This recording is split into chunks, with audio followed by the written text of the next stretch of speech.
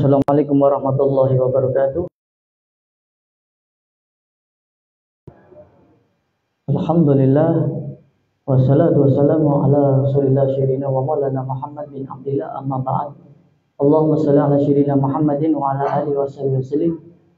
Alhamdulillahi rabbil alamin. Segala puji dan syukur kita kehadirat Allah Subhanahu wa taala yang dimana pada bulan Ramadan kali ini kita sudah memasuki malam ke 18. Kita sudah menjalankan sholat tarawih yang ke-18 dan kita sudah melaksanakan puasa wajib di datang bulan. Insyaallah bisa mengganti puasanya mungkin di bulan, di hari atau bulan yang lainnya dengan secepat mungkin.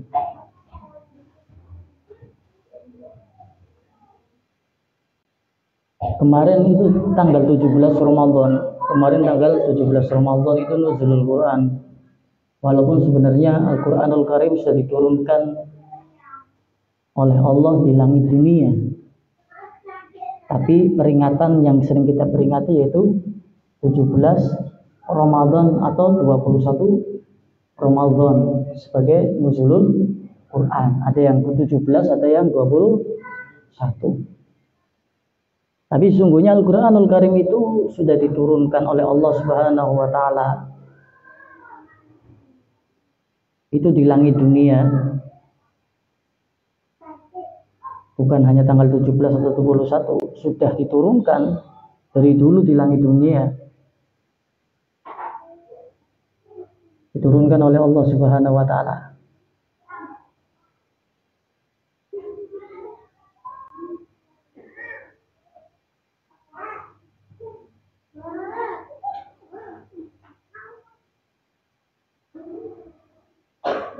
Dan 17 Ramadan juga ialah kemenangan dalam perang Badar umat muslim.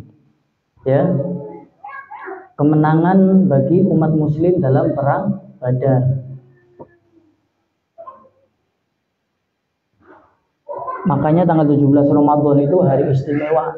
Hari istimewa yang dimana di situ nuzulul Quran dan kemenangan dalam perang Badar. Karena menurut Al-Imam Haddad, Al-Imam Abdullah bin Alwi Al-Haddad, telah terjadi malam Lailatul Qadar itu tanggal 17 Ramadan. Itu menurut Al-Imam Abdullah bin Alwi Al-Haddad, pencipta Rotib Al-Haddad, mengatakan bahwasanya malam Lailatul Qadar itu jatuh pada tanggal 17 Ramadan tahun 1071 Hijriah. Sebagaimana pendapat daripada Al-Imam Ja'far As-Shadiq. Sebagaimana pendapat daripada Al-Imam Ja'far As-Shadiq. Beliau mengatakan bahwasanya tanggal 17 Ramadan 1071 Hijriah itu ialah malam Lailatul Qadar, bertepatan juga nuzulul Quran dan bertepatan juga dengan menangnya kaum muslimin dalam peperangan di lembah Badar atau yang kita sering dengar yaitu perang Badar. Terus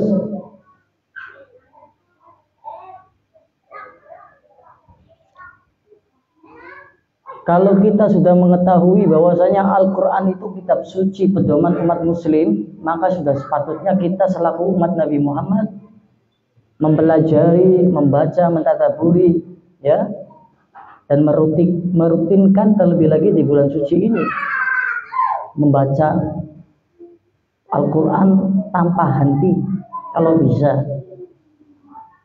Makanya saya akan mengkaji daripada keutamaan membaca Al-Quran.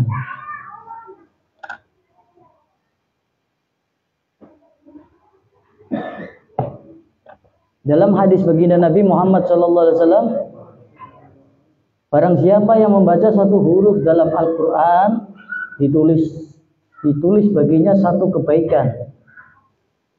Dan kebaikan itu dibalas 10 kali lipat. Kata baginda Nabi, aku tidak mengatakan alif, lam, mim satu huruf, tetapi alif satu kebaikan dan lipat gandakan 10 kebaikan, mim satu, alif satu. Jadi setiap huruf itu mendapat satu kebaikan dan dilipat gandakan oleh Allah menjadi 10 kebaikan. Dan di dalam hadis baginda Nabi Muhammad SAW juga dikatakan, ibadah umatku yang paling afdol, yang paling utama itu ialah membaca Al-Quran. Walaupun Al-Quran itu hukumnya sunnah, tapi kalau orang sudah menjiwai, mencintai Al-Quran, maka yang sunnah akan dijadikan wajib baginya. Kenapa para ulama sering mengamalkan amalan sunnah seperti memakai siwak, memakai sesuatunya dari sebelah kanan, ya, masuk kamar mandi baca doa dan sebagainya? Karena dia menganggap dasar hukumnya sunnah, dilakukan dapat pahala, tidak dilakukan tidak dapat dosa. Tapi para ulama itu menganggap yang sunnah itu wajib, makanya ia akan takut jika lo meninggalkan. Makanya jenengan agar gemar melakukan ibadah-ibadah sunnah, ya, dari baginda Nabi, maka menganggap yang sunnah itu wajib. Layaknya jenengan sholat fardu 5 waktu kalau nggak dilakukan dosa. Walaupun sunnah itu dilakukan dapat pahala, tidak dilakukan ya tidak dapat dosa.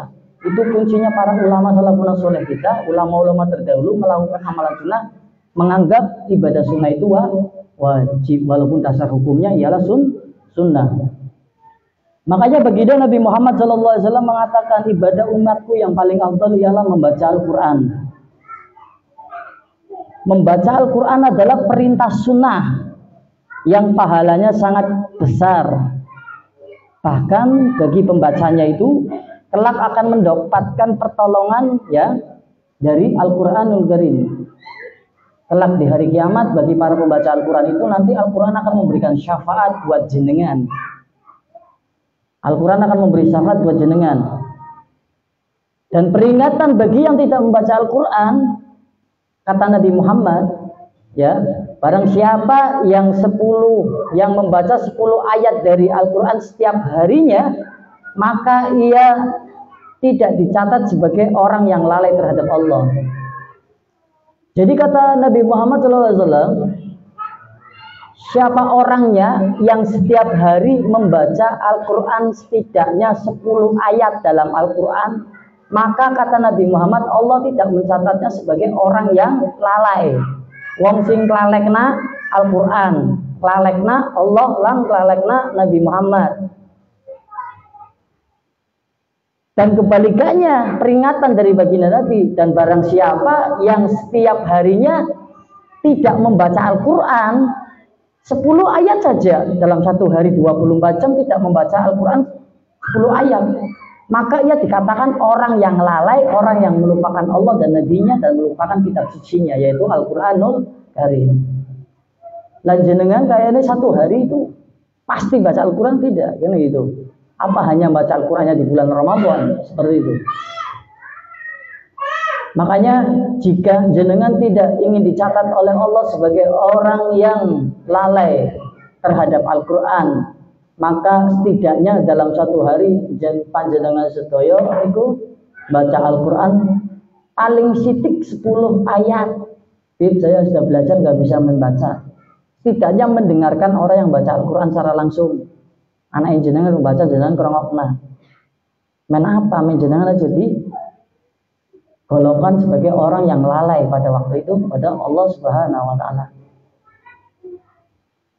Di dalam hadis qudsi juga dikatakan, barang siapa yang disibukkan untuk berangkat, ya, barang siapa yang disibukkan untuk berangkat dan menyebut namaku dan membaca kitabku hingga ia tidak meminta kepadaku, maka ku berikan kepadanya sebaik-baik yang kuberikan kepada orang yang meminta. Siapa wong iki sering baca Quran walaupun orang jaluk karo Gusti Allah, tapi Gusti Allah bakal menuhi kebutuhane jenengan seperti Gusti Allah menuhi kebutuhane wong sing jaluk maring Gusti Allah. Makanya para pembaca Al-Quran itu dia akan dicukupkan kebutuhannya, walaupun waktunya disibukkan dengan menyebut nama Allah dalam Al-Quran, dengan membaca Al-Quran. Maka kata Allah, ini hadis qudsi ya, Allah akan memberikan seperti apa yang setiap hamba itu meminta kepada Allah. Walaupun jenengan tidak meminta apa-apa dari Allah, ketika jenengan banyak menyebut nama Allah di dalam membaca Al-Quranul Karim, setiap harinya nggak bosan, maka jenengan dihitung sebagai orang yang mendapatkan apa-apa yang telah Allah cukupkan kepada jenengan. Itu. Walaupun jenengan nggak minta, tapi Allah akan berikan. Walaupun jenengan nggak minta, sibuk baca Quran, pagi baca Quran, siang baca Quran, sore baca Quran, malam baca Quran, di rumah baca Quran, di musola baca Quran, di masjid baca Quran, di majelis baca Quran, di setiap tempat-tempat baik jenengan baca Quran, karena jenengan meyakini nanti ketika saya baca Al-Quran membuka kitabullah, membuka kalamullah, maka di tempat itu akan menjadi saksi kelak di hadapan Allah. Di hari kiamat akan menjadi saksi bahwasanya saya duduk di majelis ini membaca Al-Quran, saya duduk di masjid ini membaca Al-Quran, saya duduk di rumah saya membaca Al-Quran, saya duduk di rumah teman saya membaca Al-Quran. Jadi tempat duduk jenengan itu yang sekarang dudukin itu kelak akan bersaksi di hadapan Allah. Kan sibuk sekali berarti orang itu, di mana-mana baca Al-Quran sampai-sampai bawa Al-Quran kecil. Walaupun dia tidak minta-minta apa-apa sama Allah, tapi Allah akan memberikan apapun untuk dia seperti orang yang minta kepada Allah. Allah dengan sendirinya ngerti balik mencukupi keperluannya. Al-Imam Ali bin Abi Thalib berkata, barang siapa yang membaca Al-Quran sambil berdiri, maka di dalam ia sholat, maka setiap hurufnya dibacanya mendapat 100 kebaikan. Jadi kalau ada orang yang sholat berdiri terus membaca ayat Al-Quran, kan pertama Al-Fatihah ketika sholat, Alhamdulillahirrahmanirrahim, itu kan ayat Al-Quran juga. Terus membaca surat pendek juga itu kan ayat Al-Quran.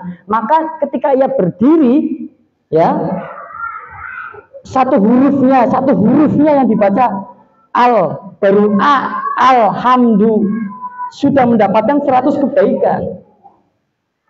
Tuh. Dan barang siapa yang membaca Al-Quran sambil duduk, ya, di dalam sholat nih, kalau tadi yang berdiri membaca Al-Quran dalam sholat, maka ia akan mendapatkan 100 kebaikan sehurufnya. Wong uwe sing baca Al-Quran dalam sholat, satu hurufnya akan mendapatkan 100 kebaikan. Dan orang yang sholat tapi dia tidak bisa berdiri, lantas dia duduk sholatnya sambil membaca Al-Quran, setelah Al-Fatihah membaca surat pendek, kan itu Al-Quran juga ada dalam Al-Quran, maka ia akan mendapatkan daripada setiap hurufnya 50 kebaikan.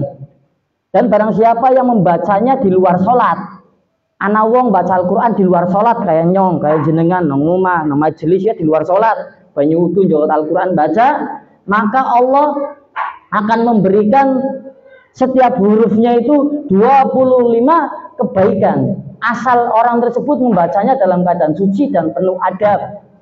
Ya, orang asal-asalan. Dia baca Al-Qur'annya dalam keadaan suci, nggak hadas dan penuh adab. Dan barang siapa yang membacanya dalam keadaan tidak bersuci, maka setiap hurufnya ia akan mendapatkan 10 kebaikan. Kok ana wong menstruasi, ana wong duwe hadas besar, kok boleh baca Al-Quran? Iya, dengan syarat tidak memegang Al-Quran. Paham? Jenengan lagi datang bulan, jenengan tetap ambil air wudhu, tapi syaratnya jangan pegang Al-Quran. Cukup baca ayat Al-Quran yang jenengan hafal, apa surat Al-Fatihah, apa surat Wal Asri, apa surat Qul Huwallahu Ahad, surat Al-Quran. Maka wong sing lagi hadas terus ambil banyu wudu, orang megang Al-Quran, baca Al-Quran, tapi orang megang Al-Quran, orang apa-apa, hanya baca saja, niatnya baca saja, tapi tidak megang Al-Quran, walaupun ia lagi datang bulan atau lagi dalam hadas besar, ia akan diberi kebaikan 10 kebaikan oleh Allah setiap hurufnya. Bukan satu kali bacaan, tapi setiap huruf ya. Ning wong mau baca di luar sholat dalam keadaan suci, habis ambil air wudhu terus membaca Al-Quran, satu hurufnya akan diberikan Allah 25 kebaikan. Paham? Jadi langkah alasan wong sing lagi haid datang bulan orang baca Al-Quran. Terus aku hafal primen carane sing nyekel wong sing ora hadas. Contohnya anaknya gue nyekel jenengan baca. Ora apa-apa. Paham? Jadi seperti itu. Terus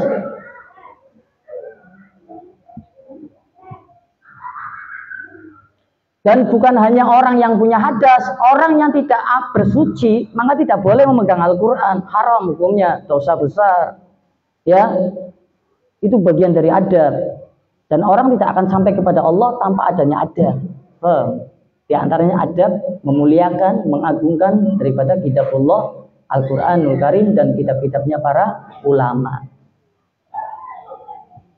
Dan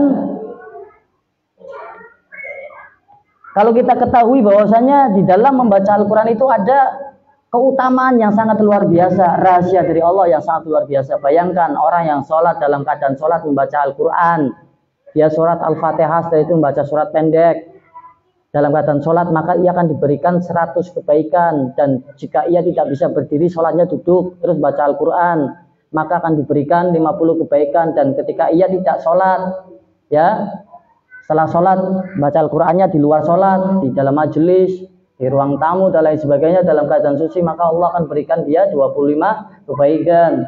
Dan ketika ia lagi ada hadas besar, tidak bersuci, lantas dia membaca Al-Quran tidak memegang syaratnya, maka dia tetap mendapatkan 10 kebaikan.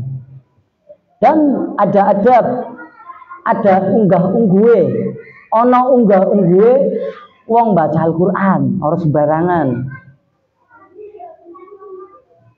Banyak dari kita memegang Al-Quran itu, meletakkan Al-Quran itu sejajar dengan kaki, taruh di paha. Itu sejajar dengan kaki. Nggak beradab itu. Bayangkan ini mujizatnya Nabi Muhammad. Al-Quran itu mujizatnya Nabi Muhammad. Kitab Yasin, Tahlil, kitab Maulid, itu kan ada dalam Al-Quran semua. Sesuatu yang ada diambil dari Al-Quran, jangan jenengan tidak beradab kepadanya. Taruh di atas tempat yang paling mulia. Ini saya beli lemari, walaupun dulu tak taruh sini. Menurut saya segini aja belum memuliakan saya, makanya saya beli lemari lebih tinggi itu. Apa maning mesti tekan nang isor, apa maning tekan nang kempol. Hah? Wong aku sih tekan nang ngene iki ndur nggih, lemari cilik minyen. Bednya durung bisa muliakna, arane durung muliakna, apa maning tekan nang isor. Tekan tas, tasnya tekan nang isor maning. Tekan tas, tasnya tekan dhuwur. Karena apa? Itu mukjizatnya Nabi loh. Ada kalamullah di situ. Ada ucapan perkataannya Allah. Dan jenengan kok hina Allah dengan secara tidak langsung meletakkan ayat-ayatnya Allah di bawah, lebih rendah daripada jenengan. Ya. Terus Al-Quran atasnya ditaruh kitab lain. Tempat ini Al-Quran contohnya taruh kitab kayak taruh HP. Ya radab ya. Pernah nggak di sini saya lihat Al-Quran ada yang seperti itu? Kitab saja, ini kitab hadis baginda Nabi, saya atasnya nggak pernah taruh apa-apa. Di rumah jenengan seperti itu tidak?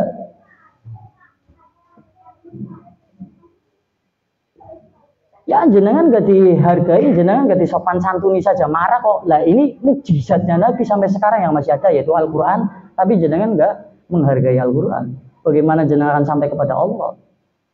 Sedangkan jikalau orang itu tidak memakai adab untuk memuliakan kitabnya Allah, maka nggak mungkin ia akan sampai kepada Allah. Lah ning ora sampai maring Allah primen carane selamat besok akhirat.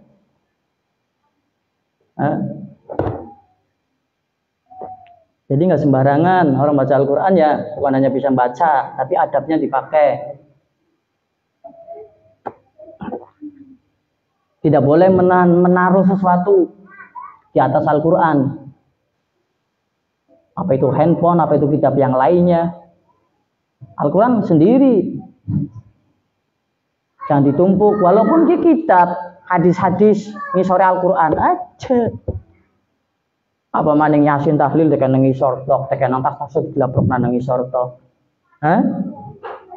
Emangnya Yasin gue langkan Al-Quran? Bismillahirrahmanirrahim gue langkan Al-Quran. Saman bisa nyiptakan Al-Quran. Al-Quran gue apa sih? Kalamullah, kalam gue apa sih? Ucapan. Allah ngomong, gue ana nang Al-Quran. Lah gue sepenake boyok deken Al-Quran, Yasin, Tahlil, surat-surat pendek, jilid, alif, batasa, cuma jilid dicacilik ke, cek-cek tekeng isor. Kon ngece kon dikutuk karo Allah tadi ketek bisa kon hati-hati ke. Banyak kejadian loh. Allah kan mau menghendaki bisa saja kon dikutuk dan diketek bisa. Hah? Ngati-ngati yo. Urusannya dengan apa sih? Al-Qur'an. Jilid kan anak alif, ba, la alif kan anak Al-Qur'an apa? Anak sa anak Al-Qur'an apa? Anak. Berarti segala sesuatu sing huruf Arab amane kowe kitab, amane kowe jilid, terus ama aja sembarangan dek ini. Ini dek njurine tasut asit santolna. Mulyakna kowe. Makanya saya tidak akan menilai ataupun ulama tidak akan menilai, Allah tidak akan menilai orang yang pintarnya kayak apapun tapi tidak pakai adab ketika ia tidak bisa memuliakan ilmu. Wong pinter, wong alim, wong cerdas, wong soleh, kue wong sing gunakna ilmu sing barokah manfaat lan bisa beradab dengan kitab-kitabnya Allah. Jadi seperti itu. Bisa beradab dengan kitab-kitabnya Allah. Lah kamu disuruh buat Al-Quran kan nggak bisa sih. Mujizat Nabi yang bisa kita pegang saat ini Al-Quran coba. Mujizat Nabi Isa apa? Mujizat Nabi Musa tongkat bisa nyekel tongkat Nabi Musa orang. Mujizat Nabi Ibrahim apa bisa orang. Mujizat kita sepele kita. Enggak asal sembarangan ya. Jadi seperti itu.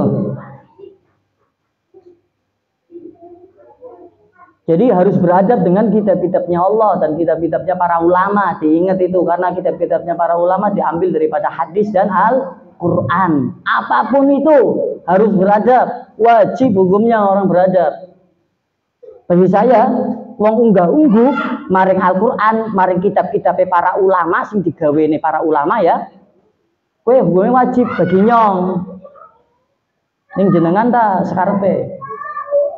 Anggap wajib apa ora ning bagi wong sing wong penting cari cewek penting itu kalau wajib bagi aku. Ya kepala nih jenengan saja taruh di bawah kayak gini mau enggak? Kepala nih jenengan maunya di atas loh. Itu baru kepala nih jenengan. Loh Al-Quran sama kepala jenengan lebih mulia mana? Ayo. Seperti itu. Maka bahaya akibatnya bagi seorang yang tidak menjaga adabnya dengan kitab-kitabnya Allah. Menaruh kitab-kitabnya Allah, maka ingat adabnya Allah sangat pedih, bisa disegerakan di dunia ataupun nanti kelak di akhirat. Ngati-ngati gue. Perkara kitabnya Allah, baik kitabnya Allah ataupun kitabnya para ulama. Makanya kitab Al-Quran itu wajib kita muliakan dari segi peletakannya, dari segi penaruhannya. Cara kita menaruh Al-Quran yang benar mana? Dimuliakan, taruh di tempat yang tinggi. Ya, tidak sejajarkan dengan buku. Tumpuk orang buku. Ya. Bahkan dalam hal menyentuhnya pun kita tidak sembarangan ya. Kudu dalam keadaan suci we. Antum nyekel Al-Quran nang HP. Lagi ngising gue apa jenengan ngomong HP sih di Al-Quran gue paham. Tapi kalau bentuknya Al-Quran nggak boleh jenengan, galil adab namanya. Makanya Al-Quran wajib kita muliakan dari segi peletakannya, bahkan dalam menyentuhnya pun tidak diperkenan bagi orang yang tidak dalam keadaan suci, karena di dalamnya itu ada kalamullah, ucapan Allah atau perintah Allah atau peringatan Allah. Dan tidak akan sampai kedudukan seseorang itu di sisi Allah jika tidak disertakan adab dalam membaca Al-Quran. Tidak sampai engkau kepada kedudukan di sisi Allah jika engkau membaca Al-Quran itu tanpa adab. Orang beradab orang dosa, tapi orang juk, orang kanggu. Dan ketika membaca Al-Quran, batin dan hati kita membayangkan. Kalau bisa, kalau kita baca Al-Quran, batin kita, hati kita membayangkan kebesaran Allah, keagungan Allah. Walaupun bacanya pelan, walaupun bacanya cepat, tapi hati kita, batin kita merasakan keagungan Allah. Bayangkan, jenengan ketika membaca Al-Quran, jenengan lagi dialog sama Allah. Jenengan lagi omong-omongan sama Allah lah. Yang ada dalam Al-Quran itu kalamullah lah, jenengan baca berarti jenengan lagi omong-omongan berdialog dengan Allah. Maka jenengan harus batin dan jiwanya merasakan keagungan kebesaran Allah. Ya, jadi seperti itu. Anggota tubuh pun harus khusyuk. Seakan-akan berdiri jenengan di hadapan Allah. Lagi baca Al-Quran, seakan-akan jenengan berdiri di hadapan Allah. Ini tulisannya Allah. Kita baca. Nikmat bu. Coba sih jenengan gak percaya. Masalah akeh, ruwet, sumpah orang di duit, jenengan banyu wudu, khusyuk, hatine dihadirin sama Gusti Allah, baca Al-Quran orang katang semukrok bae. Tenang jenengan, pikiran permasalahan dunia hilang kabeh. Gobar gue jenengan kumat maning, kepikiran maning. Bener apa sih? Cengkele kayak apa jenengan baca Al-Quran hilang cengkele. Coba. Saya kalau lagi bosan baca Al-Quran, makanya dulu saya sering beli Al-Quran kecil-kecil tak bagi-bagi ya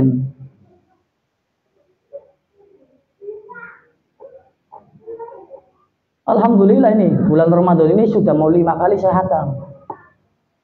Bayangkan bisa penting 5 hatam, dia nggak hatam ya penting 6 ya berarti hatam. Bacanya cepat apa lambat, intinya bersuara atau dalam hati. Kalau bisa bacanya bersuara keras ataupun tidak, terserah jenengan. Yang penting benar, yang penting atine, jiwane mengagungkan Allah. Jangan merasakan ya Allah, ya membaca Al-Quran berarti aku lagi baca ucapan Gusti Allah. Lagi Allah lagi merhatikan aku. Tenang bu. Padahal pulsanya ulangnya kalau duit sama sekali, babar belas. Saya kan ora enak, nikmat. Enak ora?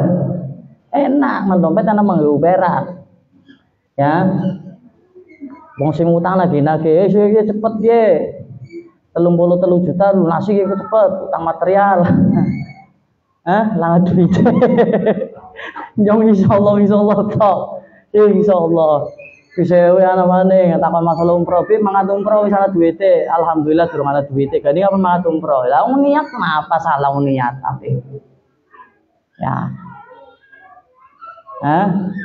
bisa wae akeh tanggungan ya, montore muklis untak copot nang bengkel 500.000. Ya. Duit korma, wong korma ya. Itu kan kormanya Habib Ridho. Ulakan, saya kemarin DP minta dilunasin. Dulu ana duit ya akeh nemen derene sampean. Permasalahan saya banyak sekali. Urugan babe SMS, ting aku ngirim urugan bisa selamat dikabari babe ora kemarin ngirim urugan 1 ya 300.000 duit tok we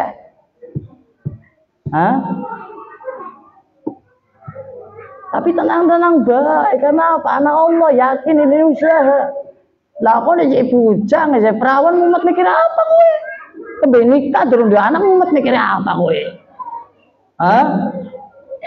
ya nyong mikiri kon sekakean deh orang mumet biasa toh malah ke harapan enak ning nyong digawe susah karo Gusti Allah nyong seneng arane Allah cinta ge nggak nyong susah seneng aku karena Allah itu tidak akan memberikan ujian di luar batas kemampuan seorang hamba pati-pati jenengan dini ujian perekonomian ujian anak yang beling ujian meriang dan lain sebagainya berarti jenengan dipercaya Allah, jenengan sanggup menjalani dan sanggup melaluinya.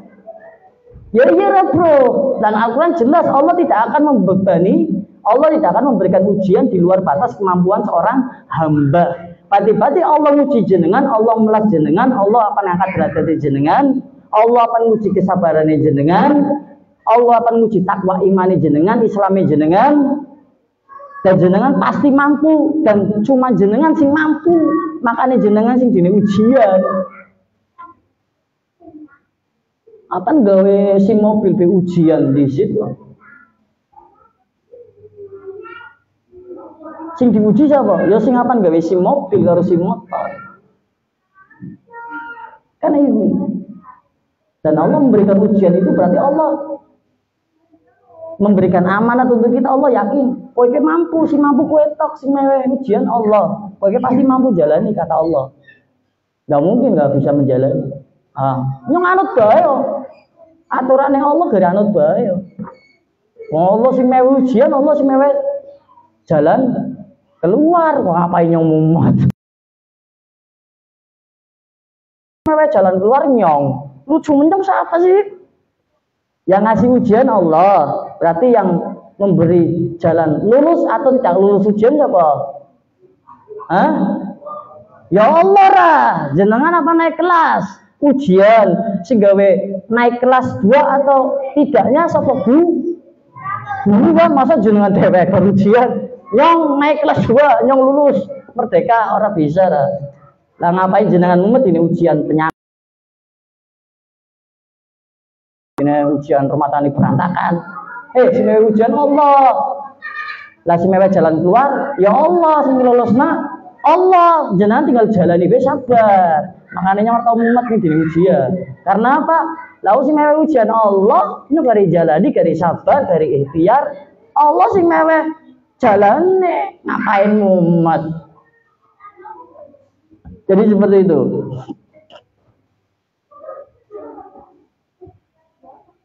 Makanya Al-Quran itu kitabullah yang mulia, mukjizatnya bagi Nabi sampai saat ini yang kita pegang sebagai petunjuk dalam kehidupan kita sehari-hari. Begitu pula jika kita melihat kalimat atau penggalan-penggalan ayat Allah, alif atau lam suwek mengisor, atau kalimat bismillahirrahmanirrahim suwek dipangan rayap mengisor, maka kita wajib menghormati, kita ambil itu kalimat bismillahirrahmanirrahim. Makanya disebutkan dalam syarah Radhiful Haddad dijelaskan, barang siapa yang menemukan tulisan bismillahirrahmanirrahim ya ada di bawah, jangan lagi melaku nang majelis nang omah bongkar lemari ternyata Al-Qur'an anak bismillah sing pangan corot rayap ambrol terus dijokot nang ngisor dengan tujuan menghormati dan memuliakan kalamullah karena ini penggalan ayatnya Allah sing ana Al-Qur'an jenengan niate mulyakna. Maka kata Allah akan berikan jenengan 1000 kebaikan dan Allah akan hapus jenengan 1000 keburukan. Hanya menyelamatkan lafaz kalimat bismillahirrahmanirrahim. Ya. Yang terjadi kadang di majelis, di rumah, di musola, ya, bacaan-bacaan surat Al-Qur'an, sing dipangan rayap, sing ambrol dan lain sebagainya. Itu dibakar atau dikubur bingungnya. Al-Qur'an juz amma yasin tahlil pada suwek dan rusak sing suara bisa dibaca. Kowe dikumpuli dibakar apa dikubur? Ada ikhtilaf ya, pendapat yang berbeda dari para ulama. Namun yang paling kuat ialah Al-Qur'an, kalimat-kalimat penggalan-penggalan ayat Al-Qur'an jikalau ada dalam rumah, musola, masjid ataupun majelis yang tidak terpakai, yang tidak bisa dibaca karena rusak, kitab-kitabnya Allah atau kitabnya para ulama yang rusak, maka alangkah baiknya dibakar. Jangan dikubur. Kalau dikubur jenengan jadinya menghinakan. Karena apa? Letaknya di bawah. Kalau dibakar menjadi abu, abunya hilang terbawa angin. Makanya Al-Qur'annya tidak bisa dibaca karena rusak, dimakan rayap dan lain sebagainya. Ataupun kitab-kitabnya para ulama yang ada kalimat-kalimat baik, lebih baik dibakar. Aja detekna nggo landasan tempe goreng, apa kacang, kadang dirongsokna didol wae. Aduh. Nerima nih didol. Anak ya. Di kilo kena, sekilone 10.000 kertas. Ya, ono kitab kuning wis dipangan rayap apa daripada didol. Nyong pernah makan kacang, Bu. Kacang bungkus. Kiai nate kitab kuning. Ngewegen mungkin atene ki paling-paling kan di sekolahan nggih. Kitab-kitab sing aku didoli, ya didoli mani ngono tuwa rosok, nggo bungkus sego. Ana maning wingi mangan sego bungkuse apa kayak bacaan Yasin tapi sing gede fotokopinan. Astagfirullahaladzim ya. Akhirnya tak bakar.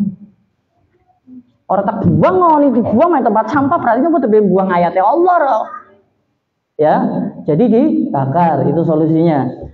Jadi barang siapa yang mengangkat kalimat bismillah atau penggalan ayat dalam Al-Quran yang ada di bawah, menemukan di rumah, di masjid, di musola ataupun di pondok pesantren ataupun di majelis, diambil dengan niat mengagungkan, memuliakan, dengan niat beradab pada ayatnya Allah, dengan niat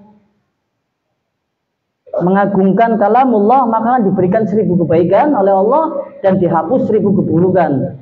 Dan orang tersebut akan mendapatkan kemuliaan di sisi Allah Subhanahu wa taala. Ya. Coba Bu, kalau kita lihat keutamaan membaca Al-Quran itu sangat luar biasa dan panjang. Jadi sahabat itu ketika dibacakan surat tentang siksa, surat tentang neraka, maka sahabat Nabi Muhammad SAW ketika dibacakan Al-Quran yang berisi tentang adanya siksa, adanya neraka, maka akan menangis, Bu. Akan menangis sejadi-jadinya dan ketakutan. Bahkan ada sahabat yang sampai pingsan ketika Nabi Muhammad membacakan Al-Quran yang isinya atau artinya tentang siksa. Maka sahabat sampai pingsan, saking takutnya kepada siksa neraka, sampai pingsan. Dan ketika Nabi membaca ayat-ayat yang berisi tentang surga dan kenikmatannya, mereka berharap, para sahabatnya Nabi yang mendengarkan Nabi membaca Al-Quran yang berisi tentang surga, kan ada dalam Al-Qurannya yang menjelaskan tentang surga, maka para sahabat berharap ingin mendapatkannya. Dan bahkan dalam sebuah riwayat sampai ada sahabat yang meninggal ya dalam ketakutan kepada Allah ketika ia membaca Al-Quran. Membaca Al-Quran kan berurutan dari surat Al-Baqarah, Al-Fatihah, Al-Baqarah, Al-Imran dan lain sebagainya. Ketika sampai surat yang dimana menjelaskan tentang siksa neraka, orang-orang yang zalim akan disiksa dengan pedih, ini sahabat saking takutnya kepada Allah ketika membaca Al-Quran ia meninggal, Bu. Bayangkan, Lah kata Allah Subhanahu wa taala, gunung yang padat dan keras saja ketika Allah turunkan itu Al-Quran di atas gunung yang padat dan keras, maka gunung itu akan hancur. Gunung itu akan tunduk dan terpecah. Sebab apa? Takut. Ini yang diturunkan bukan Al-Quran tapi kalamullah, ya.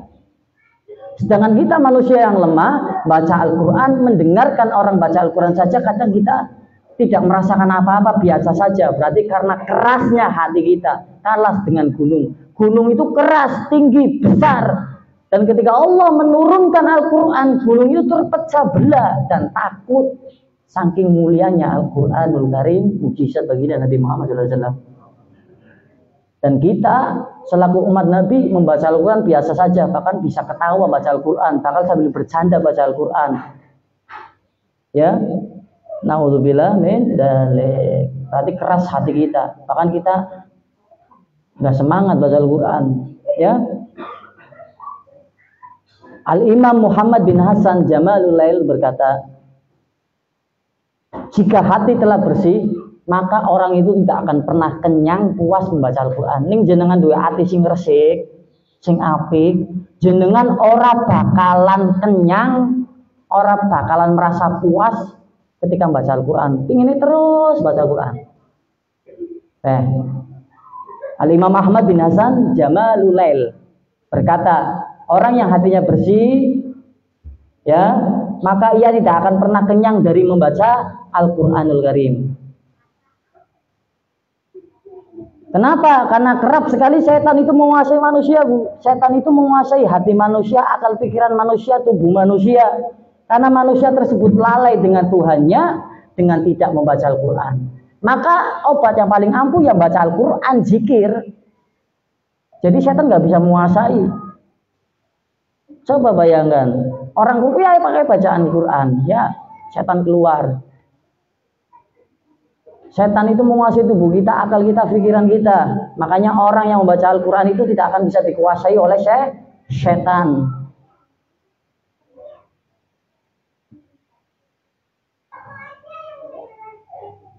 Dan orang yang sedikit baca Al-Quran, orang yang malas baca Al-Quran, orang yang menganggap Al-Quran biasa, orang yang ketika membaca Al-Quran biasa saja, tidak ada perasaan sedih, tidak ada perasaan bahagia, bahkan bercanda, maka itu tandanya orang itu imannya lemah, orang yang berpaling dari Al-Quran dan berpaling dari Allah Subhanahu wa Ta'ala, dan itu sifat-sifat orang yang bersalah di hadapan Allah.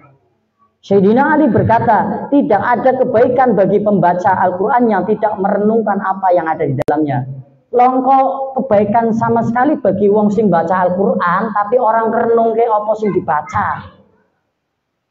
Ya, saya nggak tahu artinya, tidaknya jenengan hadirkan jiwa. Wis ngerti orang ngerti artinya, cengenges baca Quran, orang berusaha khusyuk, lah kebaikan. Paham ya? Itu Sayyidina Ali mengatakan seperti itu. Karena tujuan daripada penurunannya Al-Quran itu ya untuk Rasulullah SAW agar Nabi bisa menyampaikan apa-apa ucapan Allah yang ada dalam Al-Quran. Dan para pembaca Al-Quran itu orang-orang yang dicintai Allah, Pak, Bu, dan orang yang dekat dengan baginda Nabi Muhammad SAW. Jadi raihlah cintanya Allah, jadilah orang yang semakin dekat dengan Nabi dengan cara memperbanyak baca Al-Quran. Terlebih lagi di bulan Ramadan. Kalau tadi kita dikasih satu huruf satu kebaikan, maka di bulan Ramadan yang membaca Al-Quran, satu hurufnya dilipat gandakan menjadi 700 kebaikan terus. Seperti itu.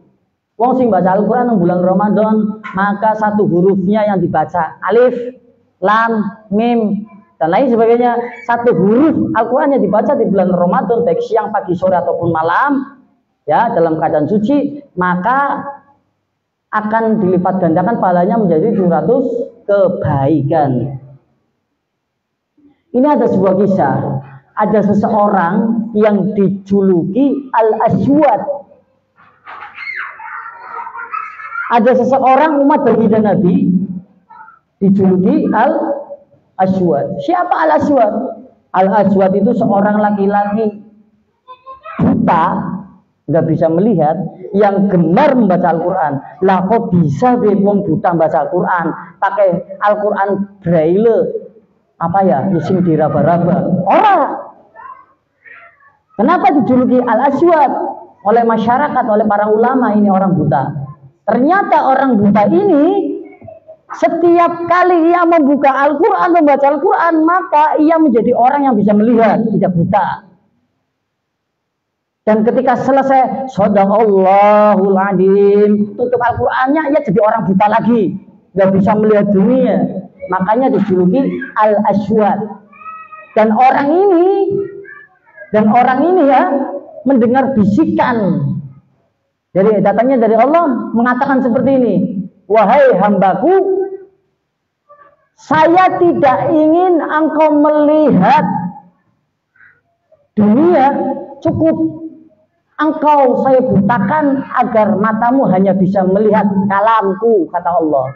Bayangkan gue, jenengan digawe buta karo Allah, Allah ora pengin jenengan ngurut dunia sing ambuladul. Makanya Allah gawe jenengan buta, terus jenengan ketika membaca Al-Quran digawe weruh, men jari Allah, men jenengan cukup weruh kalame aku, ucapane aku sing mulia. Wis, lah. Wong buta kaya kuwi jenengan sing padha melek. Sungkan, primen, ya. Makanya Al-Aswad ini dijadikan Allah orang yang buta ketika tidak membaca Al-Quran, dan dijadikan Allah orang yang mampu melihat ketika ia membuka Al-Quran dan membaca Al-Quranul Karim. Dan semoga kita digolongkan orang yang gemar membaca Al-Quran, ahlul Quran, sahibul Quran, yang dimana Al-Quran itu kelak bisa memberikan syafaat untuk kita, untuk keluarga kita, ya, bisa menjadi penerang di alam kubur kita. Dan di bulan Ramadan insya Allah kita selalu memperbanyak membaca Al-Quran dimanapun, tidak bosan, karena orang yang hatinya bersih tidak akan pernah kenyang membaca Al-Quran, akan selalu kekurangan, ingin terus baca Al-Quran, tidak melihat sekitarnya, ya, akan selalu kenyang, tidak akan kenyang membaca Al-Quran. Itu kata Al-Imam Ahmad bin Azan Jamalul Lail. Dan insya Allah kita selalu membaca Al-Quran setidaknya 1 hari 10 ayat, agar tidak dicatat sebagai orang yang lalai kepada Allah, kepada Al-Quran, dan kepada Nabi Muhammad SAW. Sekian yang bisa disampaikan, kurang lebihnya saya mohon maaf yang terbesarnya. Yang mau ikut buka bersama, jangan lihat iurannya, jangan lihat lah biasa buka bersama nomor bebiso kok. Aja mikir kuwi kon, pikiran pemancing salah. Kenapa? Kita berbuka bersama di dalam majelis bersama teman-teman kita, sahabat kita. Tujuannya itu menjalin ukhuwah Islamiyah, silaturahim di bulan yang suci. Lanong mabe bisa, iya, ini momen itu sesuatu yang tidak bisa diulang-ulang terus. Siapa tahu di tahun depan kita tidak bisa berkumpul lagi, mendengar lagi nasihat guru kita. Bisa saja tahun depan bulan Ramadan kita tidak bisa melihat Ramadan lagi, kita wafat. Makanya manfaatkan momen ini, diantaranya setidaknya 1 kali dalam bulan Ramadan buka bersama dalam majelis di taman surganya Allah. Aja bilang lah duitnya orang 20.000 lah, nomor bisa masak dewek kok. Iya, aja mikir gue ke pemahaman sing salah, gue setan gue. Orang pengen jenengan lakukan apik, orang pengen jenengan oleh sesuatu sing berkah sing apik. Bukan apik orang apik, tapi kan tidak setiap hari buka di dalam majelis. Apalah arti uang 20.000? Jenengan beli kuota, beli bensin bisa. Hah? Kan gitu. Yang tidak mampu bayar, berangkat saja makan. Yang mau bawa anak. Besok hari Minggu kita buka bersama di dalam majelis. Kita berharap agar semakin erat ukhuwah Islamiyah kita, dan semakin erat hubungan batin kita antara satu sama lain di bulan yang suci. Tujuannya seperti itu. Momen ke sesuatu sing langka, sing ora bisa terulang terus. Momennya bisa terulang, tapi kita belum tentu bisa, karena ada umur sih. Kan gue lah bro, mikirnya mau panjang li, ngapa-napa aja. Lah wis urunan takjil, urunan maning, gue buka bersama, wala kayak gimana? Gue pikirannya jundul, pikiran sing dawa. Jadi orang itu berpikirnya panjang, aja pikirannya pendek. Ini pikirannya pendek, serampung, sungkan apa-apa. Iya, pikirannya sing panjang. Lah nggak duit kalau ngurus nanti men. Mikir dawa, buana jalan keluar. Gue yuk. Ya, jadi seperti itu. Kalau bisa masak sendiri bareng-bareng, karena masak sendiri berkahnya lebih banyak. Makan bareng kan seperti itu. Nanti di malam takbiran ketika khatmil Quran juga seperti itu, makan bersama, ya, buka bersama dan makan bersama. Lah hanya sibuk anak keluarga lah. Bukan masalah gue. Ya, momen. Jadi seperti itu, insyaallah barokah. Allah alam bisawab. Assalamualaikum warahmatullahi wabarakatuh.